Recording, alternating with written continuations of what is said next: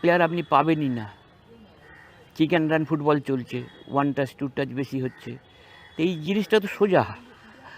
এই যে skill football, তার মাথাটা খাটাতে, আমি আগেই বললাম, এইরকম উইঙ্গার আমি দেখিনি যে প্রতিটা বলে ও চিন্তা করে ফুটবল খেলতো, ব্রেনটাকে ইউজ করতো, যে ডিফেন্সটাকে কীভাবে অফ-ফুট করবো, নিজের মাথা থেকে বার করতো, যেটা অন্য প্লেয়ারকে আমি দেখিনি। আমি কলকাতা মাঠে বহু প্লেয়ার খেলেছি, দেখিনি। সুরজিৎ দা রাইট উইঙ্গার খেলতেন।